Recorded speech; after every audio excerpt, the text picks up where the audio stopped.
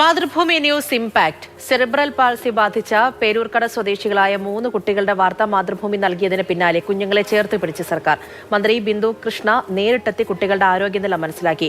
കുടുംബത്തിന്റെ ദുരവസ്ഥ മനസ്സിലാക്കി തുടർ ചികിത്സയ്ക്ക് ആവശ്യമായ കാര്യങ്ങൾ ഉൾപ്പെടെ കുടുംബത്തിന് വേണ്ടുന്ന മറ്റ് സഹായങ്ങളും സർക്കാർ നൽകുമെന്ന് ഉറപ്പ് നൽകിയാണ് മന്ത്രി മടങ്ങിയത്.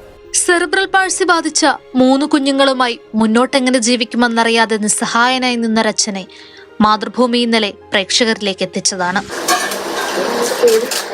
മാതൃഭൂമി വാർത്തയ്ക്ക് പിന്നാലെ വനിതാ ശിശു വികസന വകുപ്പ് മന്ത്രി ബിന്ദു കൃഷ്ണ സതീഷിനെയും കുടുംബത്തെയും സന്ദർശിച്ചു.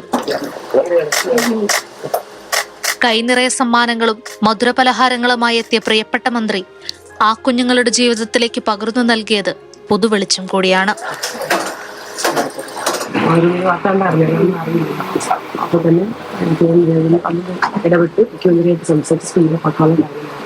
മരുന്ന് വാങ്ങുന്നതിനും ചികിത്സയ്ക്കുമായി കുടുംബം അനുഭവിക്കുന്ന ബുദ്ധിമുട്ട് മനസ്സിലാക്കിയ മന്ത്രി ആരോഗ്യവകുപ്പ് മന്ത്രിയുമായി സംസാരിച്ച് ചികിത്സ ഉറപ്പാക്കുമെന്ന് കുടുംബത്തെ അറിയിച്ചു. വലിയ സാമ്പത്തിക ഫിനാൻഷ്യൽ ബേർഡൻ ഉണ്ടാകുന്നുണ്ട്. അത് ഒഴിവാക്കാനുള്ള നടപടി ആദ്യം എടുക്കാൻ ആലോചിക്കുകയാണ്.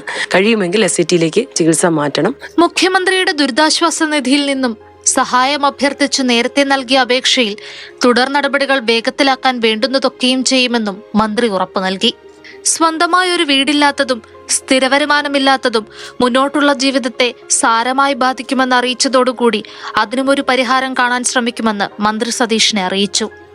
ഈ കുഞ്ഞുങ്ങളുടെ പുഞ്ചിരിക്ക് ഒരിക്കലും മങ്ങലേൽക്കാതിരിക്കട്ടെ. അവരെ തേടിയെത്തിയ മന്ത്രിക്കും അവരെ ചേർത്ത് പിടിച്ച എല്ലാ സുമനസ്സുകൾക്കും മാതൃഭൂമിയുടെ നന്ദി.